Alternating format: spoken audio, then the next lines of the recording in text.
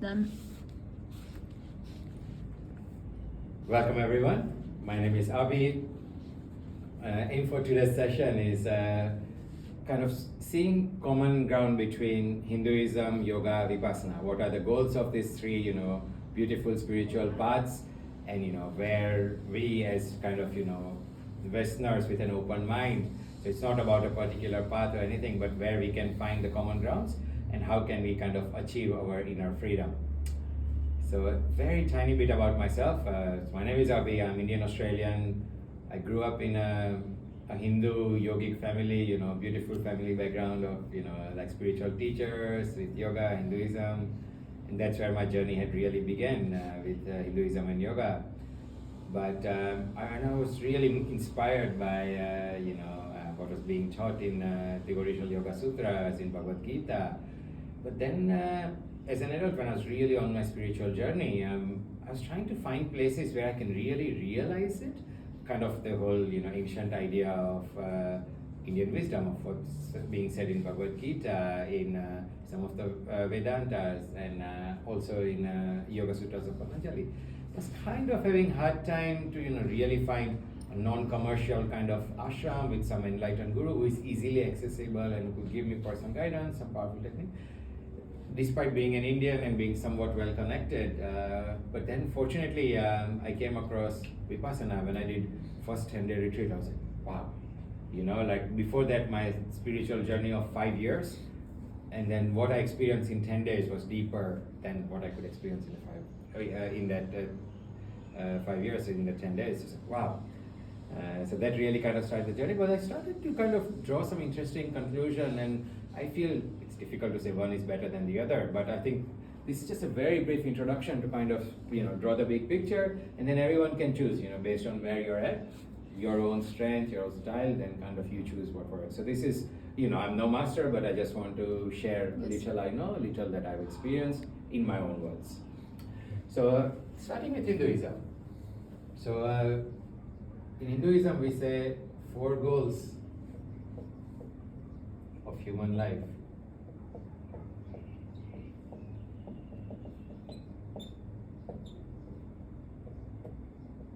In Hinduism.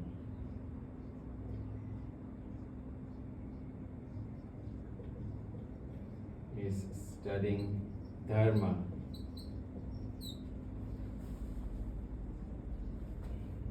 Can call it spiritual education.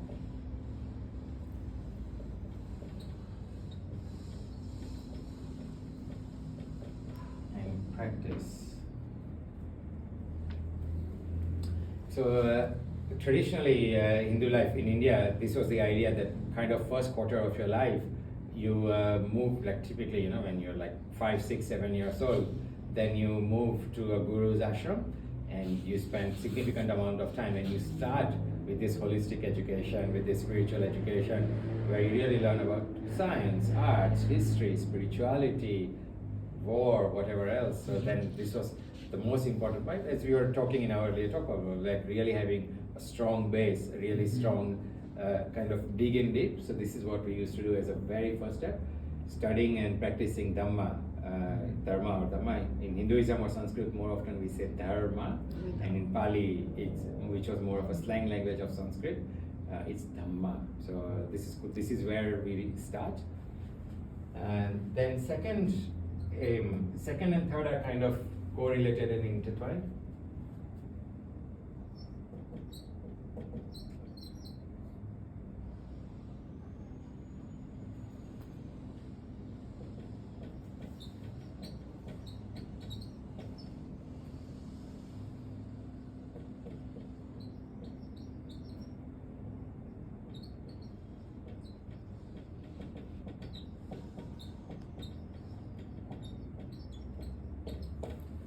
This is kind of interesting, and this is why sometimes Hinduism is quite popular, because in a way it covers kind of the whole spectrum of things. It's not just about spirituality or nirvana, but artha, which we can say financial abundance or abundance in general.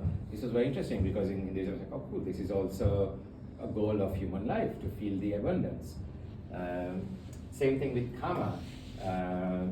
sensuality or pleasure. This is like, okay, cool, this is actually also part of human life, human goals. Like even you might know, like Kama Sutra and stuff. Back in the day, India was very advanced. So even in 5th, 6th century, this was a very open society. We had female scholars. We taught Kama Sutra and whatever else. So it was a very modern, very progressive society. A lot of things changed after kind of the invasion of the Muslim invasion from Iran. Then India changed, but it's very interesting to know. To begin with, India was super forward-thinking country where when the West at that time was quite conservative, India was miles and miles ahead. And kind of the scholarship. So when you know a little bit about until kind of pretty much the 10th century, India was really like a glowing place from spirituality, from arts, science. It was really, really glowing.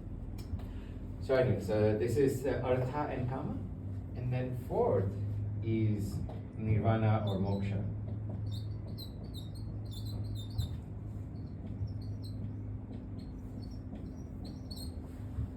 This we can call enlightenment. So as you can see, it's a very holistic philosophy, like really cool, covers everything, dharma, artha, kama, and moksha. Really, like, for me, it was like, wow, beautiful, really complete package. But what happened around the Buddha's time? So original Hinduism was really beautiful, very powerful. The Vedas and a few other things was really based on practical wisdom of the enlightened beings.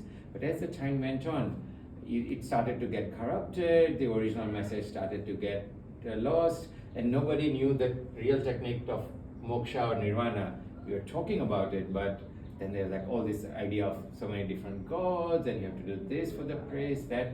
So the original message of Hinduism was being lost. That's when the Buddha came about and said, okay, something needs to change because the message is getting lost. There's no real practical technique available anymore. We just require to believe in these people and the so-called interpreters, because only small group of religious leaders were kind of holding it and trying to interpret the message. So then Buddha was, to me, was really like a spiritual entrepreneur. He's like, okay, let's make the wisdom accessible. And especially in this early Buddhism, in Theravada, and particularly in Vipassana, this is what I feel the Buddha has really aimed to do. He clearly even said, never start a religion in my name. Never make me a god or anything. So for me, he was pretty much just helping people, designing a technique or making the technique accessible to achieve the ultimate goal of Hinduism. So this is what it was really about, and I feel this is where kind of Vipassana really comes about. So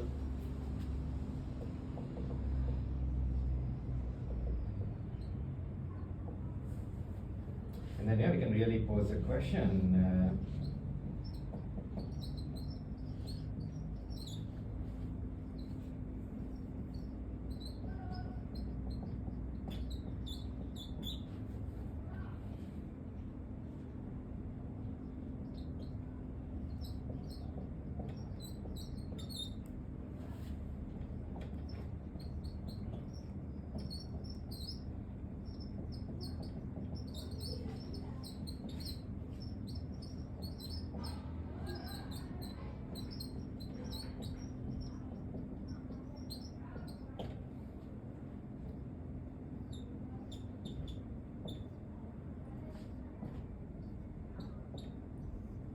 Can really pose this question: is Vipassana an efficient technique to achieve the ultimate goal of Hinduism?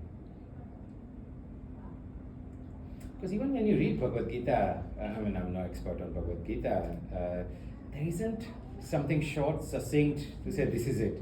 Yeah. And something that also, I have an objective mind. It's just like, okay, I can appreciate it when it said, oh, Krishna says, I'm the ultimate thing, trust me, surrender me. But it kind of works, but I have more objective mind. So it's just like, okay, one technique that can just in like one verse or one formula that I could kind of follow that can take me to the ultimate goal.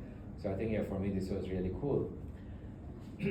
Similar to Buddha, around similar time, there was an amazing enlightened being they were around quite a similar time, only 50 or so years apart from each other. And both of them, there is definitely very interesting similarities between the Buddha's teaching and Patanjali. Patanjali, we can, if you don't know Patanjali, you can kind of say he was sort of Buddha of yoga. I mean, yoga existed well before Patanjali's time, but he was the one who kind of he was an enlightened being who systemized it and put a group of sutras together, where, in one short book, it's like, okay, this is kind of the whole formula. So Patanjali, let's see.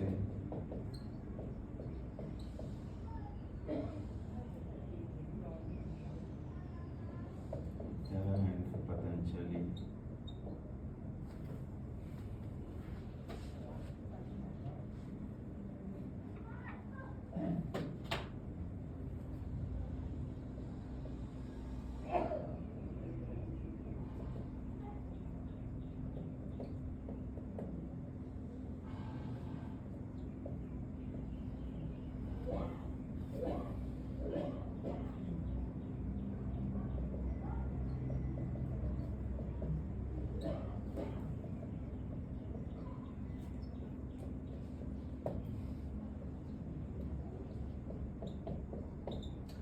Very interesting. Both Buddha and Patanjali gave somewhat similar background. Both have gave some kind of eightfold path. And it's very interesting. It's 70 to 80% pretty much the same thing. They both have some differences, but they both approach it from slightly different direction. It's like, oh, cool. They both are kind of trying to go in a similar direction. With Buddha with his noble eightfold path, and Patanjali with his eightfold path of yoga. Let's talk a little briefly about in fact, we won't go into details, but just at a very high level, what is the Eightfold Path of Yoga? Because especially as two of you are going to India, you will study a little bit about yoga. But often people don't teach kind of, okay, this is really the whole Eightfold Path of Yoga. So let me just very briefly share that with you.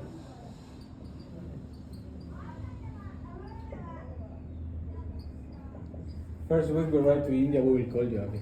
100% we will. Video call. Live video call with Abhi. Yeah, really. It will be so funny though, because you will surely have discussions about yoga or vipassana, Buddhism or Hinduism. So if you know some of these things, it will make it really interesting for you to kind of have some interesting conversation and somewhat know the big picture. And then you say, okay, cool, this is what it's about. Because sometimes we argue about one thing or the other, but we kind of don't know the whole picture, and we don't really know. Or we can say in theory, oh, everything is the same, everyone is going in one direction. But with Hinduism and Buddhism or yoga and vipassana, you really see very interesting similarities. And especially when you practice, then you really know. Yeah. This is so interesting.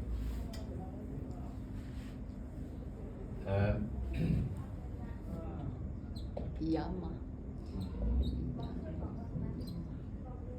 I will do a little translation in a minute.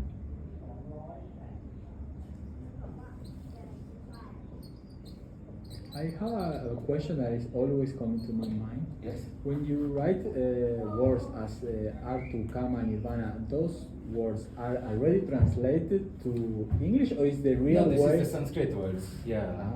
So this is the real Sanskrit The words. real Sanskrit, yeah. Sanskrit, exactly. So dharma, artha, kama, and moksha are like the Sanskrit words. I've just written them phonetically in English so that, and sometimes I love to write the real words. And similarly here, I'm writing the original Sanskrit words so that you really, and I think this is important because whenever we translate, it's never the 100%. So sometimes it's useful to at least hear about, okay, this is kind of the original Sanskrit word, original Pali word. Perfect. But I will write some simple translation here with it.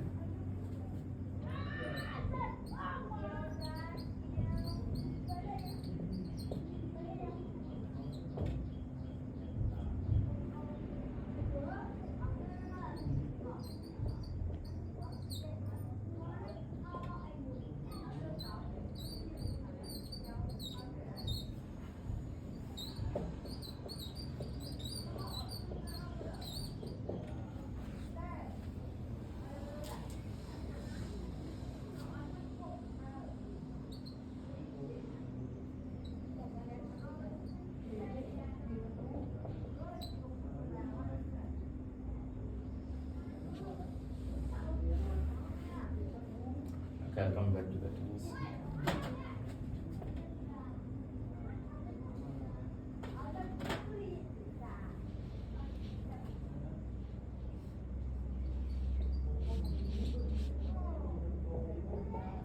So, first two steps of yoga, yama and niyama, it's very similar to, in Buddhism we have morality, you follow 5 precepts or 8 precepts, and the idea is about the internal conduct and the external conduct. It's very similar ideas: be kind, don't lie, don't steal, don't kill, don't hold too much. So yoga in a way is yoga is similar to Buddhism, but Vipassana is really kind of straight deep dive into it. But when you look at in Buddhism, I don't know if you guys know, but very briefly we talked about Buddha has designed the 8-fold path of yoga. Vipassana is one part of it, probably the most important and the most efficient part of it, but it's basically an 8-fold system, and typically that's also trained step by step, and same thing in yoga as well, that step by step. So interestingly, yoga starts with morality, because most of the Western world is focused on asana, which is basically all the physical poses. But it's useful to know it's only one, and also useful to know it's a step 3. It's not the step 1 of yoga, and it's also not the step 8. So interestingly, it starts with morality or wholesomeness. So this is very interesting, and same thing in Buddhism. Although here we don't talk about it as much, it all starts with sila. Sila is not my strongest point either, but it's really important to know that when you have more wholesome mind and some kind of wholesome life, simple life, somewhat minimalistic, you're not chasing too much, not too much of alcohol or eating whatever meat or whatever else, then this really starts to completely change, your practice. So this is where it starts with the first 2 steps, and same thing in if we say similarities in Buddhism.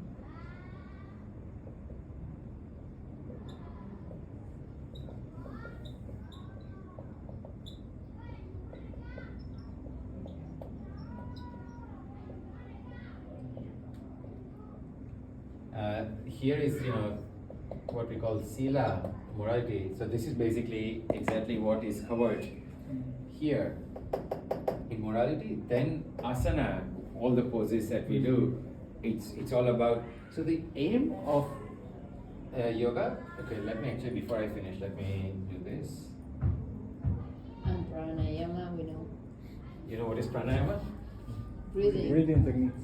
Yes, breathing techniques, but what it's really about is basically connecting with your inner energy. So the aim is, breathing technique is a way, but the aim is to connect with your inner energy and to balance your inner energy. So this is kind of interesting part, and this is where yoga and Buddhism are a bit different. They both have something a little bit more unique that the other does not have. So yoga has this thing about connecting with your energy and more so balancing your inner energy. So what they say, mind, body, and energy, inner energy, kind of balancing them. So yoga has an interesting way to start practicing meditation. So what we kind of know as a vipassana is a step 7 of yoga, dhyan. This is where we it's not exactly same as vipassana, but it's kind of similar. But we go through first 6 steps to get mind, body, and inner energy ready to then really start practicing meditation effectively. Pranayama is breathing techniques, but it's much more about inner energy.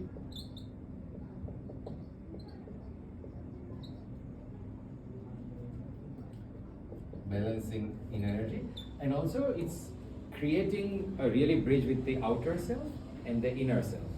This is kind of also the aim in the 4th step of yoga, because this is what then helps. So you kind of start from outside and then come from inside. I need your room now. Yeah. Okay.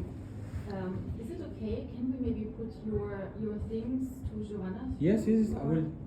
Yeah? Yes, I will. Because I just saw you finished already. Yes. painting. So we just can take it Yes. and put it to Giovanna's room. Is that okay? for Okay. you? Yes, for me it's okay. Yeah. Yeah. Is it open? Yeah, Yeah. it's everything open. Okay. No, open. Just at least wanted to ask Yes. before. And Yes. then I have to bring the things here. If it's only my room, they It is only his room, Yeah. yeah. No worries. So Yeah, your so- room, someone's coming tomorrow, so. Ah, yeah, Okay. but I have to get the things to the girl. Yeah, but it's only The from, red. yeah. Ah, It's only yes. Yes. You can move, please. Okay. And the key? I didn't have any key. Ah, you didn't get a key. No. It was like that, so. Okay, thank you. Thank you. Sorry for this. ah, it's okay. So yoga starts from the outside, starts with the body, and then kind of comes inside. So, or your external conduct in your daily life, how you deal with yourself, and how you deal with others. That's where it starts. Then you really start to balance your body, have strong body, and then kind of the bridge to go inside. From outside body, you go inside. Then pratyahara is where you start the whole letting go process from, like external senses and, all the sense related things. This is the really beginning of letting go towards inward journey. Kind of mindfulness? Kind of, but not fully. So this is just, we can say decluttering, simplifying your life. This is how I like to put it. This is where, you have less possessions, start to simplify your life, chase less the external sensual pleasure, like that. Chase less so you're slowly getting your mind and body ready for like inner happiness or kind of inner journey. So from outwards journey to inwards journey. Yeah, it's not wasting energy outside to something that doesn't belong to you. Precisely. So kind of simplifying, decluttering, and starting to bring the focus inwards.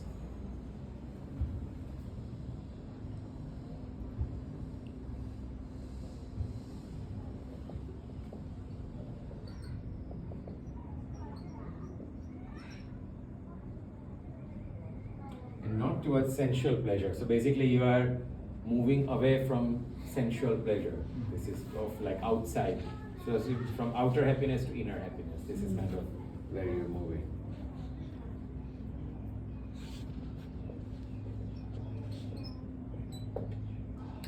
Dharana is basically concentration or samatha.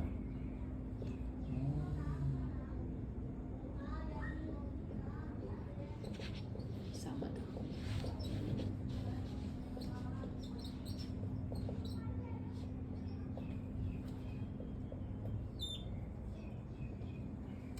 And typically whenever you go to any nice yoga schools in India, at the most they will talk, most of the time it will be just about this. They will talk a little bit about yama and niyama, about morality, how you behave with yourself and with others.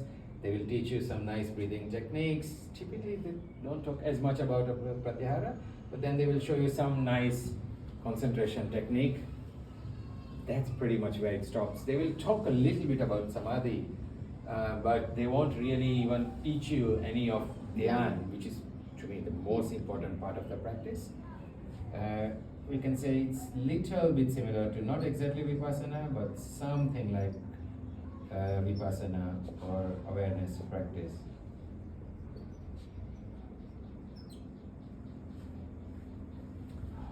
And so as far as Buddhism is concerned, what we call right mindfulness.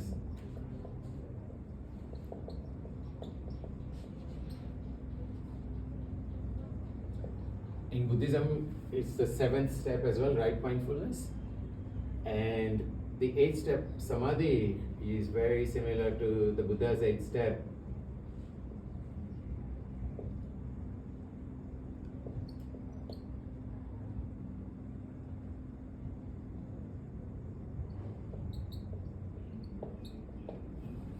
Buddha calls it right samadhi or samma samadhi, and here is a more generic word, samadhi.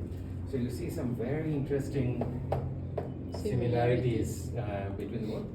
But where the Buddhists get it wrong is when in the world of Buddhism or Vipassana, they kind of look down on yoga. Oh, yoga, they don't really know. They are just all about samadhi, which is basically some deep state of concentration. But what they don't understand that this is not the aim of yoga. This is their understanding of it. Or unfortunately, even in India, most of the yoga ashrams, they just talk about this as a destination, but this is not the destination. This is all 8 steps are actually practices, because ultimate aim for both of them is actually nirvana.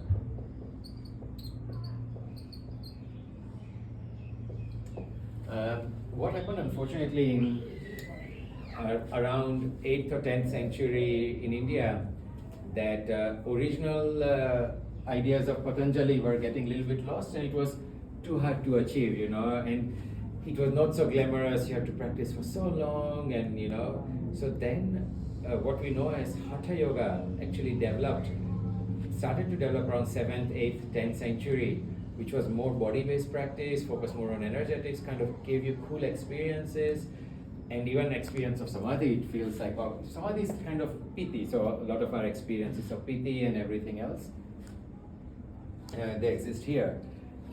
But also similar, original idea of samadhi was very deep, similar to Buddha's teaching, but then nobody was really practicing it, it was not so glamorous, so then yogis unfortunately did themselves a disservice. And then the Buddhists started to misunderstand what the yoga was about. They said, oh, they just try to achieve samadhi. But this is not the case. Samadhi is not the goal of yoga. It is the last step of the practice. But all 8 steps are part of the practice. Same thing in Buddhism as well. Vipassana is not the goal of the practice. Or here what they call samadhi or jhana is not the goal either. All 8 steps are actually practice. Yeah. I want to just pause for a second. Any questions or thoughts so far? Really interesting. And I've thrown a lot of information in a short time, but Yeah, I think it's like we have only like the 10% in like Western societies. Like this is not arriving. It's like a part. We know, about Yeah, asana, yeah. pranayama, Nirvana, samadhi, everybody. and nirvana. yes, But then yana, niyana, there's a lot of things skipping. yes. And there is also like 20 different kind of yoga. Yes. Every day is a new one. Yes. It's like, how can it be if Buddha was like, I don't know, 2000 years ago and they still creating the Exactly. yogas? Exactly. So So lot of styles of yoga, but most of them are just trying to come. Mostly they're just covering this one thing. They're covering that and that a little bit, or at best, and they will cover a tiny bit of that. Could call it Kundalini yoga or this yoga or that yoga, but Nidra. exactly. So it's just covering some small aspects of the whole yoga system. But a couple of important points to know, and especially where kind of your Vipassana practice fits in. So the most important part of yoga practice is this. As a practice, what you can actually practice. And the aim is yoga was designed as a systematic training because it was never meant to be for a short-term gain. So you really practice for many years, so that as an average, they said 3 years of good practice for first 6 steps, then you start practicing kind of like Vipassana type of thing. But for you, it would be really funny because now when you will go, people are just talking about this. They have little idea of samadhi, or you can experience this piti, how it's so magical, and then you You're kind of really laugh. right. You're like, yes.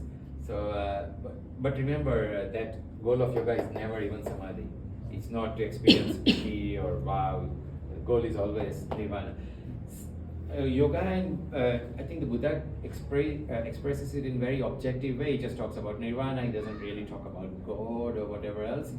Yoga, it's a little bit more mystical. They do talk about God, or Patanjali did talk about God a little bit. He said, okay, the aim of yoga is also like experience the oneness with God or see God or one. Whereas Buddha uses more scientific words like removing the root causes of suffering, or experience nirvana. So because there was already too much of spiritual jargon, there was too much of confusion. So in these early teachings of this Theravada Buddhism or early Buddhism, and especially Vipassana, he just wanted to keep it very scientific, very objective, so everybody could touch, verify, and then we remove the whole spiritual jargon or even the need for the interpreters. So one could think the Buddha did, because Sanskrit was the scholar's language, everything was written and spoken in Sanskrit. But the Buddha, Pali was the language of common people. It was not always grammatically correct, it's like a slang. But he actually taught everything in Pali, so that even the farmers, the laborers, hunters, thieves, everyone can understand his words directly. Because the main problem in Hinduism that was happening, that only 5% of scholars, the Brahmins, were interpreting or being the middleman. So this is what the Buddha did, and yeah. But too often, Buddhism and yoga get into some arguments. So this is about God, or there is no soul. In the end, they both are just pointing to the same thing.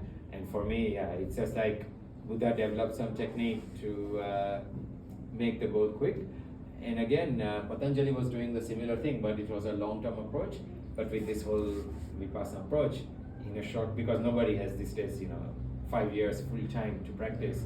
So then, this idea of 10-day retreats was to really get you to experience the most important thing of both the yogic path and the Buddhist path. Call it right mindfulness or dhyan, or Zen comes from the word dhyan. So this is kind of the most important thing. But also useful to know that morality is interesting. It's important. And cool thing in yoga, there is this physical poses and energetic element added. In Buddhism, there is one very useful thing. There is a whole aspect of wisdom, or what we call right view. This is something yoga does not have. Yoga kind of talks about the practice, and then you arrive at kind of right view or wisdom, but there isn't really so much talk. But in an ideal world, we can kind of combine best of both worlds if we want to, It's including like preparing body, mind, coming back to inner energy. But it seems that Vipassana, you see truth more in the process.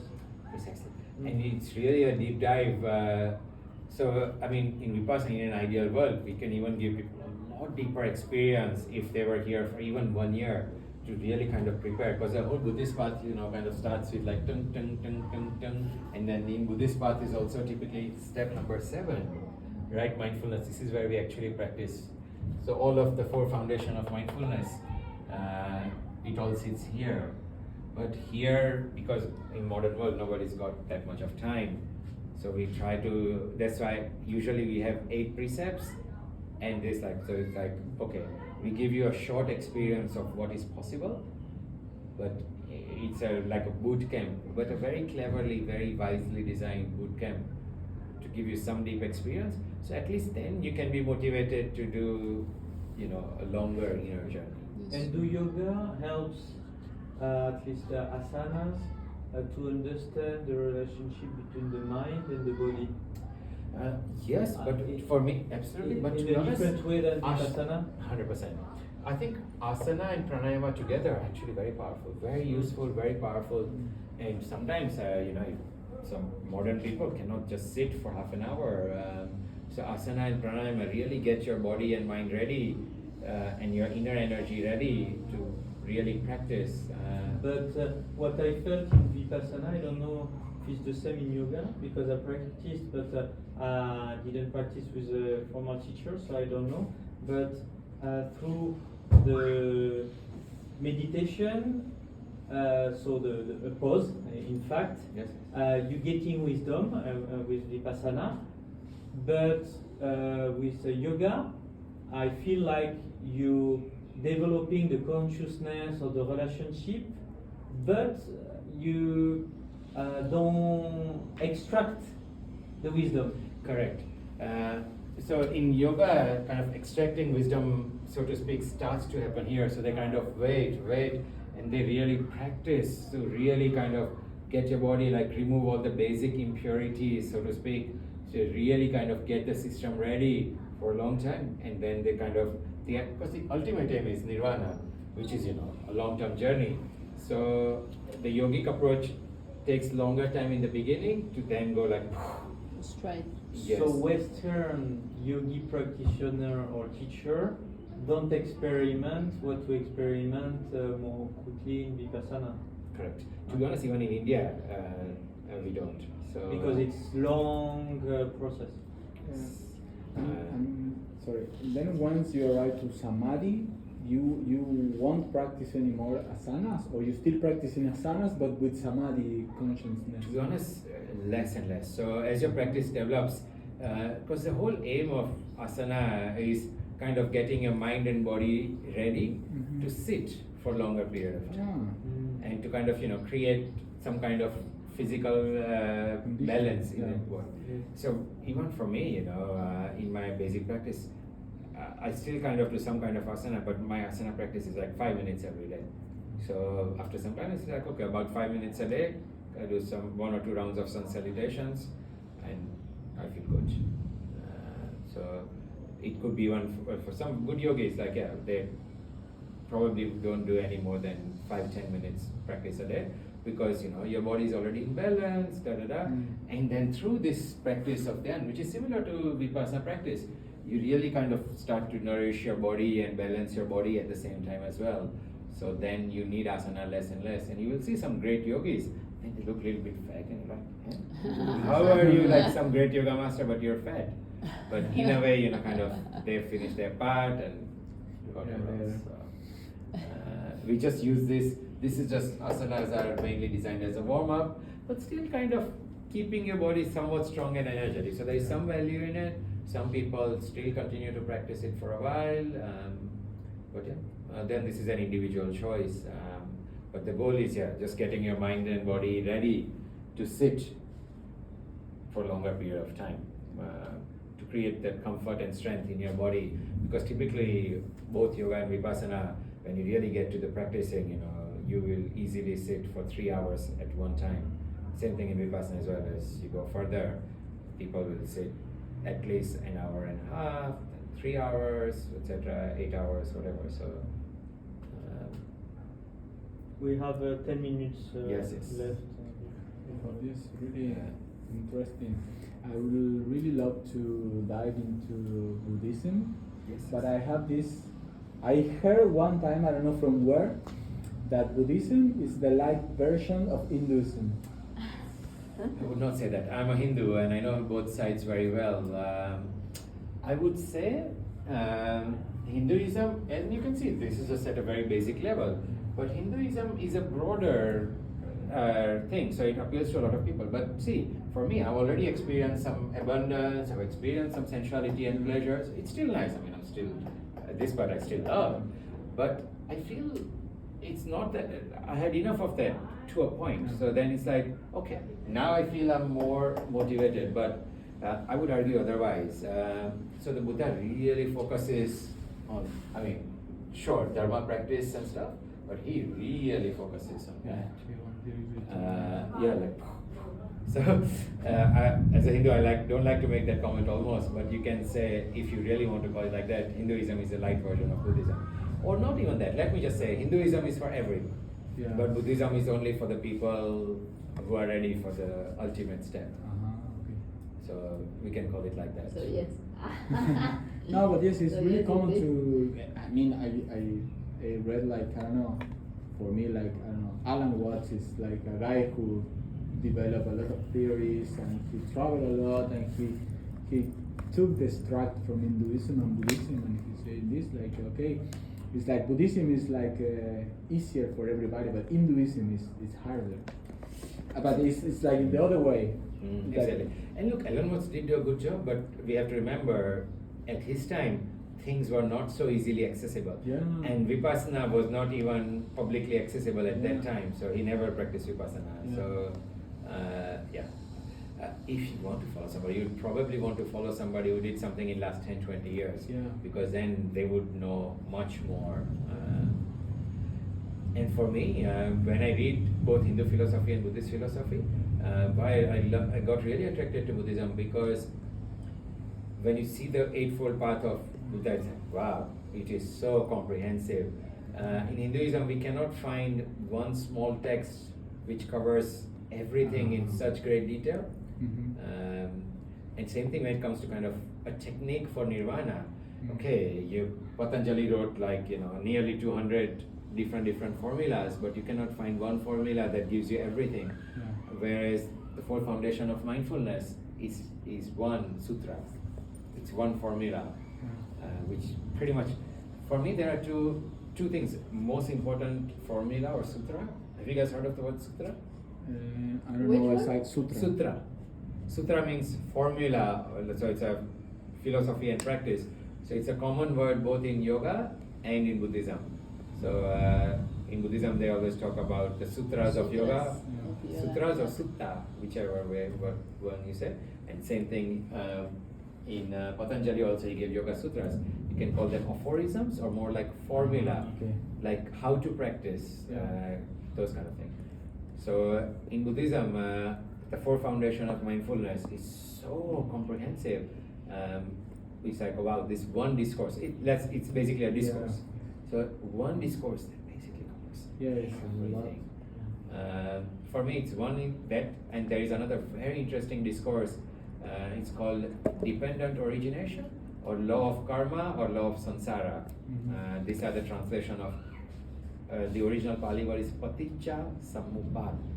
How everything happens, how everything is interconnected. Super interesting. Like, it is a little bit more advanced, but Yeah. oh my goodness, the level of precision and the details the Buddha gives, not even just past life and future lives, but such like really a scientist precision. So it's amazing. So especially again within Buddhism, Ellen Watts never had a chance to discover so much of early Buddhism. He discovered mostly the later developed Buddhism like Zen and Tibetan Buddhism. But this early Buddhism, what we see in Thailand, Sri Lanka and Myanmar, especially in Thailand and Myanmar, is much more the practical side, meditation side. This is where you really see kind of in the shortest period or in the shortest technique, it's just like, okay, this is it. Whereas in Hinduism, you don't find, okay, like there's one view in Bhagavad Gita, there's one view, Vedas says something else, Tantra says a little bit else. So it's a little bit more complicated to kind of navigate, and it's very interesting. And it covers so many interesting things. So people who also did not experience so much of abundance, they're like, oh, this is cool, we can have abundance. So people who did not experience as much of pleasure in their life, oh, we can have that too, which is also nice. But if you guys have already experienced some, then you're like, okay, this is nice, I can have more, no problem. But hey, I really want this. Give me a clear technique or a place where it can facilitate that. So this by far I found in Vipassana, especially, not even in Buddhism, but specifically Vipassana, I find like, this is really pinpoints right mindfulness. Yeah. This is where you see the moment. I mean, and you know it, right? Like in 2 weeks, you experienced it. Go to India and ask people who are practicing Hinduism, yoga for 20 years. Or same thing with the Buddhists. You know, they say, oh, how Buddha's teaching, but you will see a monk who's been a monk or nun for 20 years. You will see many of them that have not even tasted the present moment yet. So although they are Buddhist monk or nun for 20 years, even well respected, you can teach them how to be in the present moment. That's crazy. So this is it, you know, this is all about efficiency. So for me, this is it, the summary, the Buddha and Vipassana gives us the most, come back here, you know, is Vipassana an efficient technique to achieve the ultimate goal of Hinduism, being Nirvana. My feeling is yes. Yes. Thank you for the Thank you, masterclass. Avi. Thank you, Avi. It's a really nice masterclass. Yes. Thank you. Yeah,